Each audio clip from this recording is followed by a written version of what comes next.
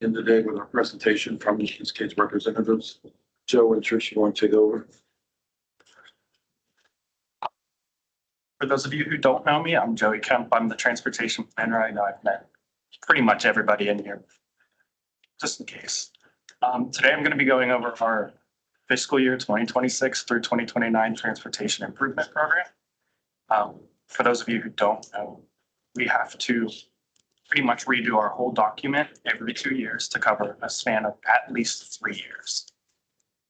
So first chapter of this is basically just a big overview of what we do here at Eastgate, why we're required. You can see the purpose and needs section, the planning requirements, our overall transportation work program, MTP, the Metropolitan Transportation Plan, Transportation Improvement Program, and then our performance measures. Chapter 2 is highway improvements, so that's what I deal with in the tip. I do there are kind of two sides, I guess you could say. There's the highway side, the transit side. Our transit coordinator is Myrna Reyes Chapman. She's not able to be here tonight, but I do have her information. If you have any questions, I could direct you right to her. But for chapter 2, that's the highway improvements. So you can read through just about what goes into a highway project.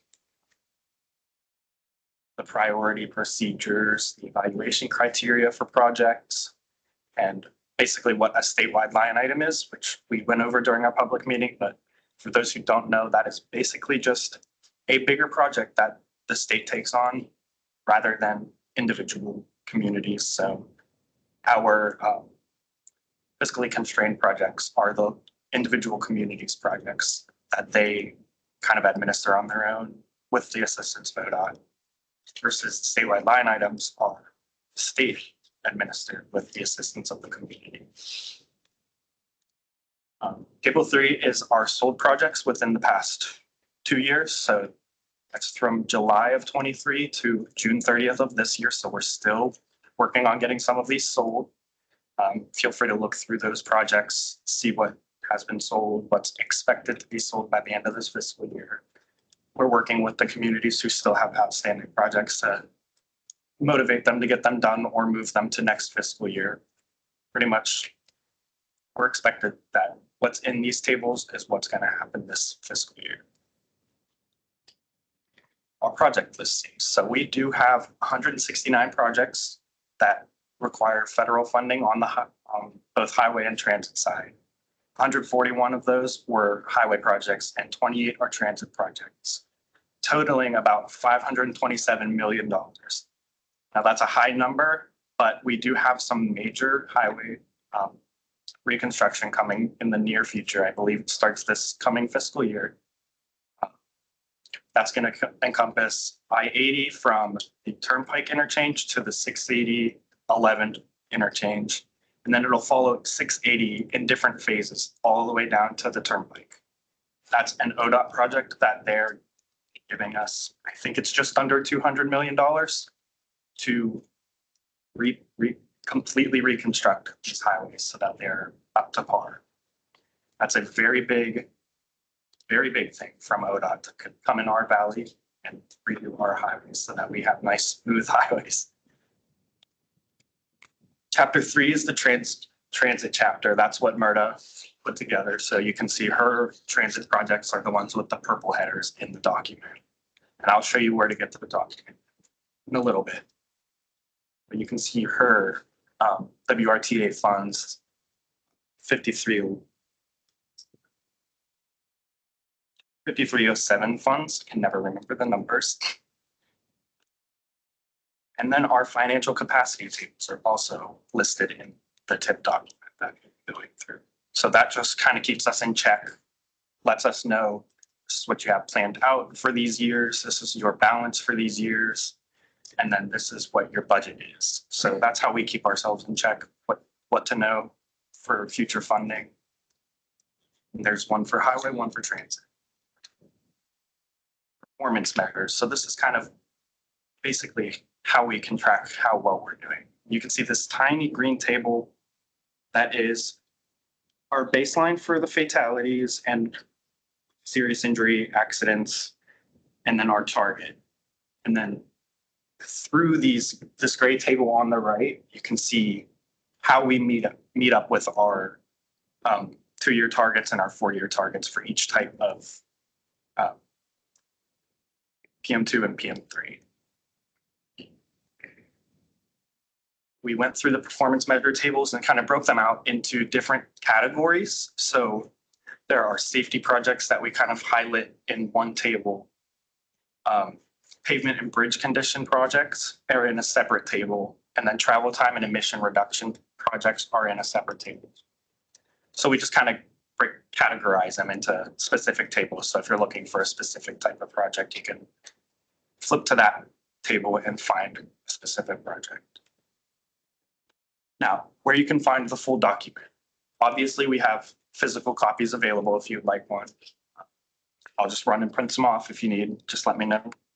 But it can also be found on our website. So there are some forms over there underneath the QR code that you can feel free to take. It has instructions on how to use the QR code or how to manually go to our website. It'll direct you through these menus so that you can find where to get the full document to download, print, or just view. So. Are you able to dim the lights up there? It's the entire room. There we go. Contrast. Yeah, we have lighting problems with this room. It's either too bright or too dark in here. Oh, Is that better? Or well, there's nothing, well, There's nothing coming up because the computer's Not there. So yeah. now that it finally loaded, it's better. So if you go to our main page, eastgatecog.org, eastgatecog.org, it will bring you to this site. This is our main homepage. You'll hover over the programs, then hover over transportation, and then at the very bottom, transportation improvement program, you'll click there. It'll take you to this page where you can view the previous authorized tip, which is from fiscal year 24 through 27. Down below that is the draft that we are taking public comment on today. You can click this button here. It'll load this up. You can view it up in the top corner. You can print it, save it, do whatever you would like with it. And also on our website, this is a new feature that we're kind of testing out with Eastgate. If you hover over About and go down, there's a public participation page. This is where we're going to highlight both our projects and our partners' projects. So like if ODOT has a project in our area that they need public comment on, they'll send that information to us. We'll post it on our public participation page. And you can see right now the transportation improvement program is the only one we have for open for comment. But you can view the first draft, which I guess that's a secondary way of finding it, or you can comment. Now, if you click this comment, that will open your email. It's not set up on this, but it'll open your email, direct you directly to my email. You can submit your comment through that. You could submit your comment through our comment box. You could bring it back to the Eastgate office. You can also mail it. However, in our upcoming dates, you'll see the last day to submit comments on this draft are next Friday.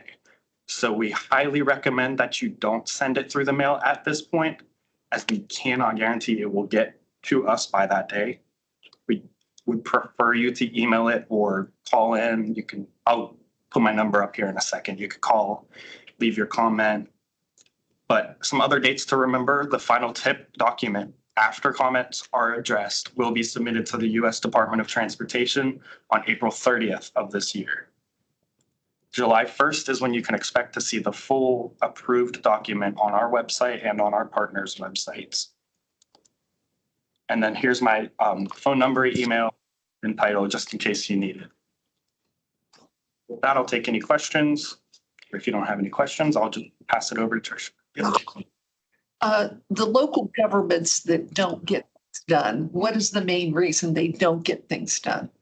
So with the way we work here, we work kind of with all of the communities in the 2 counties. You kind of have to come to us, apply for funding through us. We send out through email, through constant contact.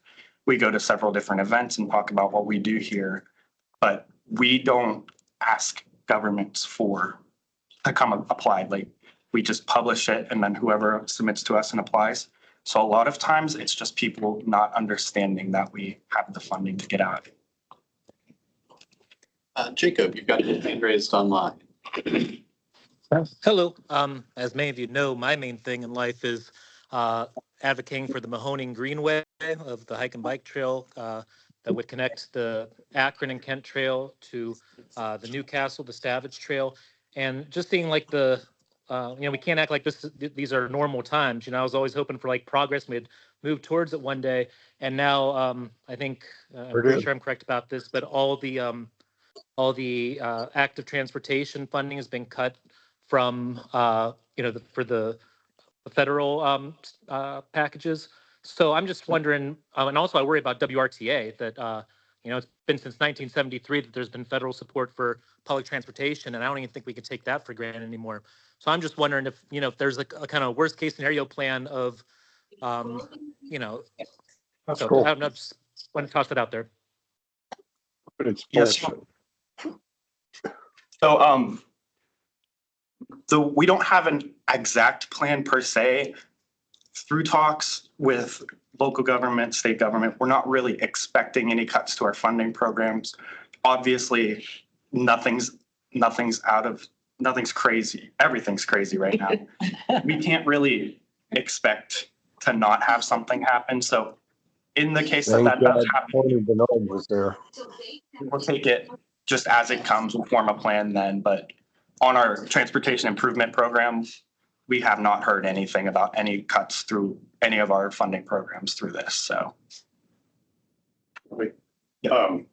One thing that I have been reading about is that Sean Duffy, the U.S. Secretary of Transportation, issued a memo shortly after he took office saying that U.S. Department of Transportation will prioritize funding for transportation projects in areas with high marriage and birth rates. And I guess my question to you is, how is that going to affect us here?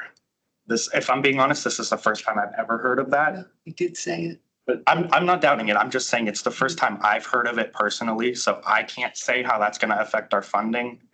I don't know It's how it just would. crazy talk.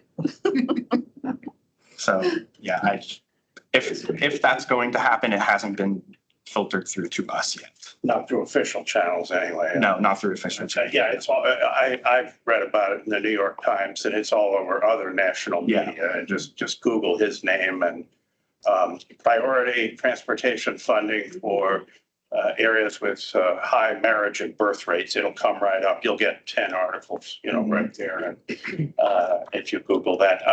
The other question I had, I was looking briefly at one of the slides on the tip for the Glenwood Avenue project. Yes. Our Mahoney County engineer, Pat Giannetti, said he wanted to remove the bike lanes from the Glenwood project. You still have them up there. Yeah, so that Are they going to stay or not? No. So the way it works is anything that happens officially. So the way our process works is if there's a change like removing the bike trails, the project sponsor will come to us with kind of a formal request to remove that part of the project. And then once that comes through, we'll get it through on a resolution. Once it passes through the resolution, that's when it gets updated in our tip. So as of right now, I can't remember off the top of my head if it's been in a resolution or not yet. Don't believe it has. But once that gets passed through a resolution, it will be reflected on the tip. Whether or not that's this current one, it could be, it could not be. If it's not, it'll be an amendment to this tip coming in the future. Do you expect the bike lanes on Glenwood will be deleted? Yes, we've been talking to the county engineer. He is expecting them to be gone. We're going to work around our funding on our end so that we can kind of not get rid of the funding, but move around the pots to see what better fits for different types of funding. I think the bike lanes are good. The problem is though, with that roundabout there, that's going to be a conflict spot if you have bike lanes. So, I would say get rid of the roundabout and have the bike lanes. Yeah, so that's what the feedback, the public participation for that project, we did hear a lot about the bike lanes, a lot of negative things about the bike lanes, which is why we're going to be removing it from that project. So that's kind of how that works out. Is there bike lanes now there on that part of the No, highway? no. Is there an alternate suggested if they're removing them? Are they offering another route? They're making the lanes wider. They are for the making the cars. lanes of travel. Because that's pretty, Glenwood's very wide there. Yes, it is. And that's the whole point of this project, is to kind of psychologically make people think that they need to go slower, because visually with how it is right now with 2 lanes each direction, it's a speedway. So if you die at the road, people are going to slow down, be more careful. The roundabout will make people not fly through that intersection. You'll have to come to slow down, or you'll go hit the wall. So the whole point of the project is pretty much safety. Mhm. So we are a little bit disappointed to see the addition of the bike lanes go, but it was what the public wanted. So that's how we operate here. Any other questions? One of the issues about the bike lanes, and this is a little bit of a digression, but we have them on Midlothian Boulevard. Bike lanes are good, but not if they keep disappearing like they do on Midlothian. They seem to disappear at the intersection, or at least the paint does. Yeah. And then the other problem is that they are filled with gravel and garbage. And so they're not safe to ride in. So that forces the cyclists out into the main lane. And, I think the local jurisdictions have to do a better job of cleaning up that trash and that winter gravel that's in those bike lanes, if they're going to be practical for use that site. Thank you. I'll pass it over to Tricia now.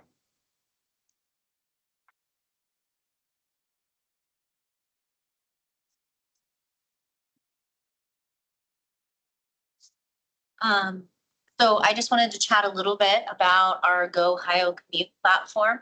I don't know if everybody is familiar with that.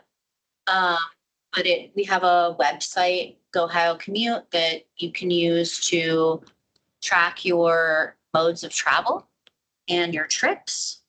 And we're rolling out a new program through the Go Ohio Commute website called the Commute Perks Program. So how the Commute Perks Program works is that when you log your trips to and from work, once you log 5 sustainable commutes per month, you gain access to all kinds of discounts, and they become available as soon as you log those 5 sustainable commutes in that month. And that will carry over into the next month. As long as you continue to log 5 sustainable commutes per month, you keep access to all kinds of discounts to shopping, restaurants, and entertainment. I'm going to show you kind of a little bit more. We have the eligible modes include walking, biking, transit, carpooling. I believe scootering and bike shares are also options, but we don't have a lot of those in our area. So when you go to the Go Ohio Commute site, I was already logged in, but if you don't have an account, you would create an account first, and then you would go to your dashboard. And then when you go to your dashboard, it looks like this. It's going to show, where you're commuting from and to. And then it'll show all your trips that have been logged. And once you log your 5, you can go and view your reports.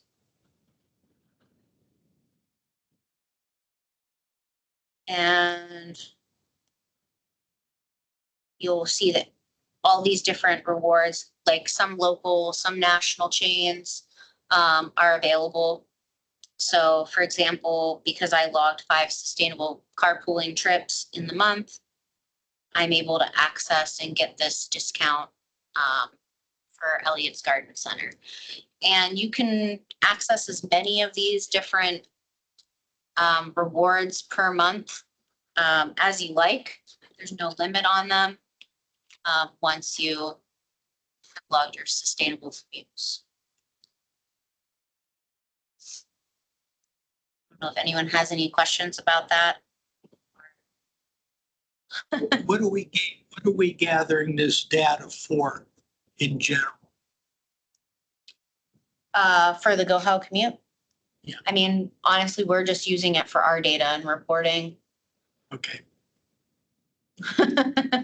No, I didn't know if there was a big, like a big picture for it or to see what everybody's doing out there. Yeah, we're trying to figure out how people are commuting, but also trying to encourage more sustainable commutes. So if you're going on a short trip, maybe you could consider walking or biking versus, driving Taking the alone. car. Yeah.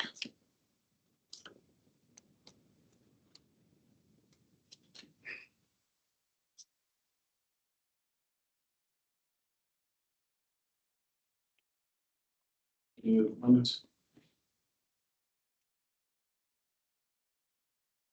All right, General Policy Board, the next quarterly meeting is June 2nd. We'll meet one more time in May. And so then we'll line up our reps and they get to coordinate with Justin on what our presentations are going to be. In the meantime, Eastgate set its annual meeting for May 15th, Stambaugh Auditorium, 8 to noon. Yeah, thereabouts. Well, yeah. Have you out there before lunch? So there'll be more with that, and we'll meet in beginning of May before that happens, and so we'll have more information about that. Justin, you want to give us a quick update of what happened at the TAC? Yeah, so as you'll notice in the agenda, there's a fair amount of bullet points here. We were jam-packed for our TAC meeting today. I took what I think is a pretty decent summary overview of notes from that meeting that'll be in the meeting summary if you want to read through in more detail. I won't cover them all here because I think it'd take us at least a half hour to kind of sum up our meeting there. But a few key ones that I do want to point out. Stephanie Dyer, our environmental program manager, covered the Clean Ohio Green Space Conservation Program. They're gearing up for the next round of funding, round 20. Along with that, part of the decision-making process comes from a committee called the NRAC, the Natural Resources Assistance Council, made up of nominated members that review applications and make funding decisions for that program. Right now, there are 6 open seats up for nominations. There are certain requirements for different kind of sectors that those members have to come from. But the information is up on our website. So I'll kind of navigate to that real quickly just to show you all where you can find more information if that's something that's interesting to you. Under our programs, Environmental Planning and Clean Ohio Conservation Fund, you can find everything you want to know about the Clean Ohio Conservation Program here. If you're connected to a community and you have a project in mind, there is information on how you can make an application for this funding. If you're interested in being a member of the NRAC, there's the nomination form as well as the bylaws that kind of give those guidelines on who can be a member, what the terms are, and kind of responsibilities. So way more information there. I'll also have it linked in the meeting notes, but just wanted to let everyone know that those are open. Next thing I'll cover is similarly related. It's the State Capital Improvement Program. So we previously had Ed Davis in talking about the Ohio Public Works Commission and the funding that comes through there. This program is up for renewal. And how this works is it's actually a ballot initiative. So at the May 6th election, you'll see a ballot initiative, which we have the language on our website here. You could read through it. This is from the Secretary of State's office. This is the official ballot language that you'll see. But this reauthorizes the ability for the state of Ohio to sell general obligation bonds to be able to fund this program. So this is not a tax increase, a tax renewal, or anything of that sort. The funding is purely made available through the sale of those bonds. And a considerable amount of projects and funding come from this program to our region. So it's really critical for our local communities to have a good source of funding for basic infrastructure. This is roads, sewers, and water lines. Really core stuff. So feel free to explore our OPWC page on our website. The ballot language is there, as well as a PowerPoint that Ed has put together with a lot of great information on how this funding has impacted our local communities. Next up, Kevin had mentioned it, but I will go back to it one more time. Our annual meeting registration is open for the 2025 annual meeting. Same place up at Stambaugh Auditorium that we've had it the last several years. This year, we are bringing in a featured speaker from an organization called Strong Towns. His name is Chris Allen, and he's going to talk about a lot of their work centered around housing. Since that's kind of a new area of emphasis for our agency that we're kind of wading into. So we're very excited to see the information he's putting together. And we'll also be presenting some community leadership awards for the first time, a new initiative that we're doing to call attention to the great work happening in our region. So information related to the event is here. Like all years in the past, we will make available to any CAB board members free attendance to that event. So I will send out an email to all CAB members to be able to come to the event complimentary as guests of ours for your continued participation in our organization as a thanks. And last thing I want to cover is the Federal Transit Administration Section 5310 program. Myrta did a great job covering this fairly complex topic. As Joey had mentioned, Myrta knows these programs backwards, forwards, inside out, upside down, blindfolded with her arms tied behind her back. Really impressive. But the biggest thing to come out of her presentation is that we're currently working with Mahoning and Trumbull counties on the development of an updated coordinated public transit human services coordinated plan. Very long title to mean this is how transit funding can be accessed. I've got a street for you. This document does have a requirement to get updated every 4 years. So we are at the end of that update cycle. So we're helping them put this document together again so that the designated recipients of FTA Section 5310 funding can continue to receive that funding. More of a procedural thing. There's not a whole lot of revelatory information that comes out of documents like these, but they are really important processes to go through. It'll be a 7-month planning process. We have a consultant team brought on board that will help facilitate it and ensure that everything goes very smoothly. All stakeholders act responsibly. There are a couple other bullet points there. If there's anything that interests you all, I can give a quick update. Otherwise. I do have one question on the ballot issue. Yes. Are we calling that now the State Capital Improvement Program? So under OPWC, there are a few different programs. There's the State Capital Improvement Program, which is the one that's up for ballot initiative. There's the Local Transportation Improvement Program, which is funded through gas tax. So that one's not a ballot initiative. Okay. And then there's like the Small Governments Program, the emergency funding.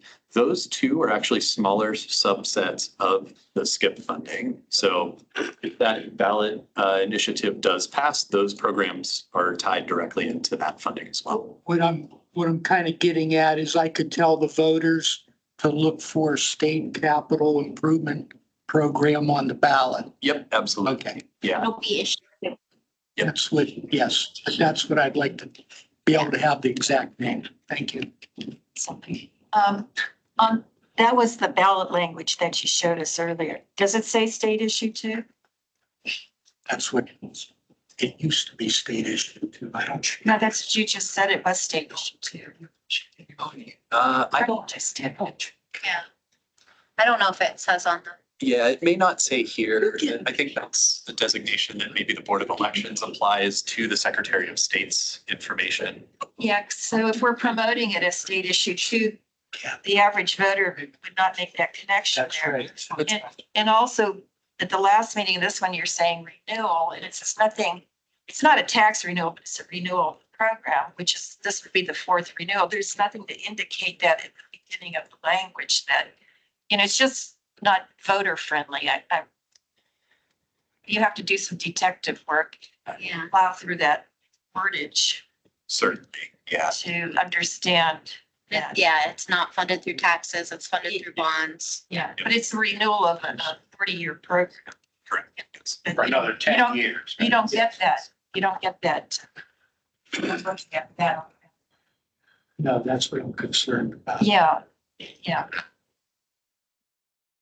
And I know you're not the Board of Elections or any of that. I'm just expressing that for the record. Justin, this is only a May vote. Correct. Yep.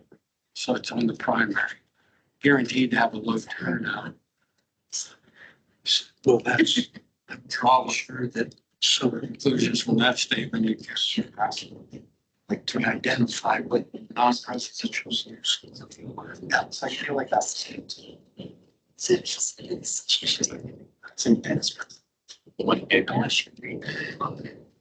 Sign down. If there's an independent organization that's allowed to promote this and actually promoting this issue for the OPWC, I would suggest they do a public relations campaign where they would say, look, this is not a tax, it's a renewal of a bond issue for another 10 years, and it supports your roads, your sewers, your water systems. Keep it simple and reach out to the public that way. But I don't know if there's any non-governmental outfit that's promoting this. So our local League of Women Voters is running some promotional events and information for the state bond issues this year. So they are working hard to get that information out. The state OPWC program itself is being very proactive in kind of promoting the benefit of their program. They can't say to an electorate to vote one way or the other, but they can provide the information to show the benefit that this program has provided. But yeah, Joey just reminded me that Ed had put some of this information together related to past renewal instances to kind of show that passage rate. This is a very popular program. And I think it's easy to communicate the benefits. It's been very good to us. Justin, this is Steven. Can you guys hear me okay? Yeah.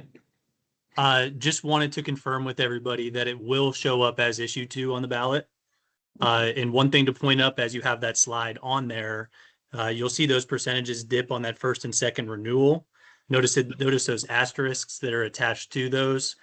Those ones, when those went through for renewal, were attached to other things as well on that bill, or on those issue 1 and 2 at the time. So they dipped a little bit because there were other things attached. This one in May is solely for the skip funding, so not attached to anything else. If it wasn't mentioned, sorry, I missed that. No, thank you for that, Steve.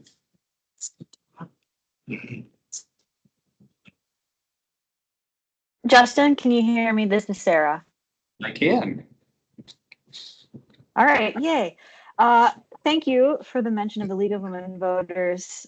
So for those of you who are interested, the League of Women Voters of Greater Youngstown is working with Ralph Meacham, the Mahoning County Auditor, on an educational session about bond and levy issues. And this is, of course, one of the things that will be discussed. And thank you, Justin, for making sure that we were aware of the wonderful materials that Eastgate provided on your website. Those will be incredibly helpful to provide additional education about the skip.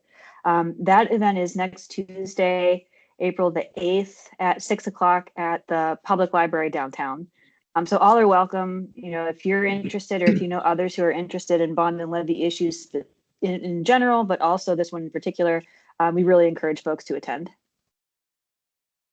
Thank you, Sarah.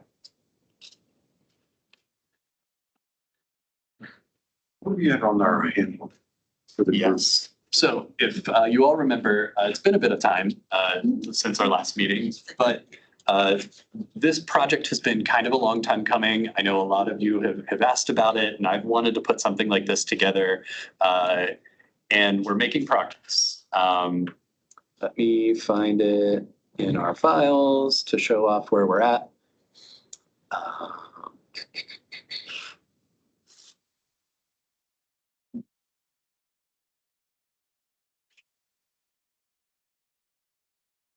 Okay. So very small in the bottom left-hand corner of the screen, you'll see page 1 of 27. It has grown exponentially since the last time I showed this off to you all, because there's just so much fun information. I find this very fun to dig through kind of what is the CAB? What does it mean? What's the purpose? How can you all impact it? What do you do? What do we talk about? How do we do and talk about those things?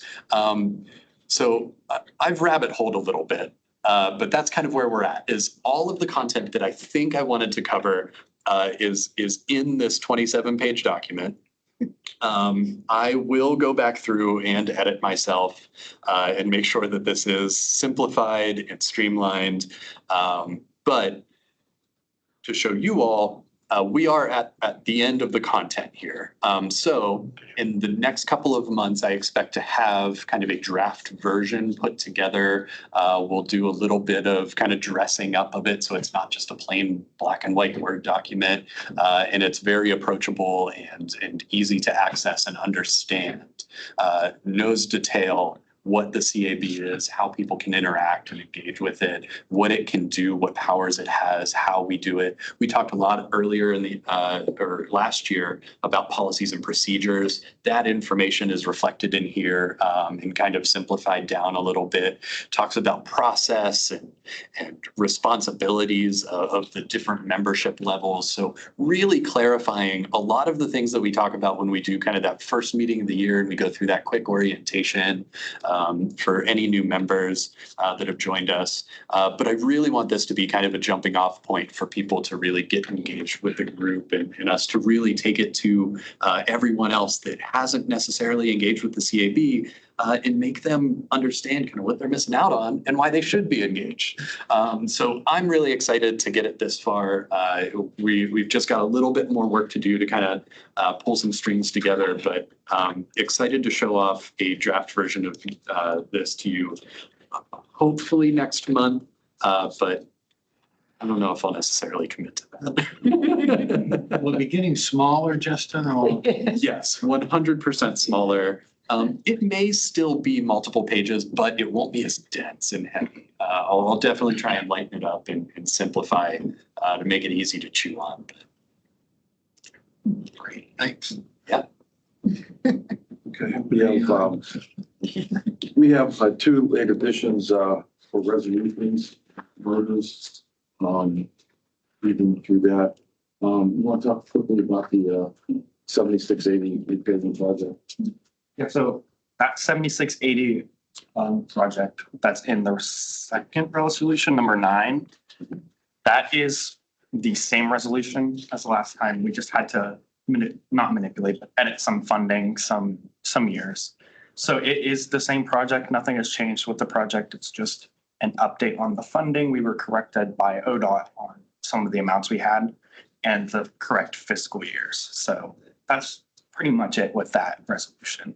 All right, Justin, you'll pull us over the next through email week or so. Yeah, it's just a quick clarification on resolution 8. That's related to the the coordinated plan that we were talking about. There is some funding that allows us to facilitate that process and bring the consultant on board to help us put that plan together. This resolution essentially just authorizes that work to take place so that we can kind of run this 7-month project to get to a final document. I think that's it for the agenda. Anybody have any questions, comments, announcements?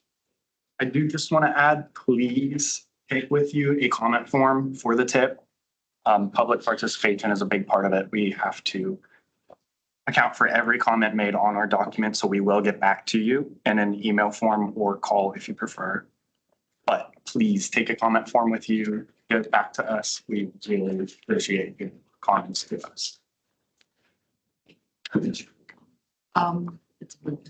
Yeah, the comment forms are over there. They're also up on our website if you need it.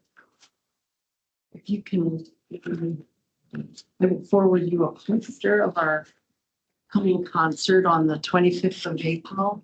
It's Stand-Up Chorus. It's taking place on the 25th of April at 7:30 at St. Joseph's Church in Austintown. It's on New Road. But I'll forward the poster. Thank you. Happy to include it. Yeah, there might be sing-along. Let there be peace on earth.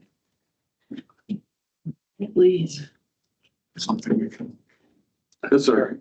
I don't know if this is allowed as an announcement, but there's a rally downtown on Saturday from 3 to 6. It's promoting democracy.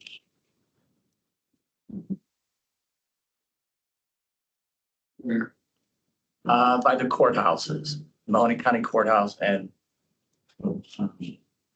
the federal one. Can't remember the name.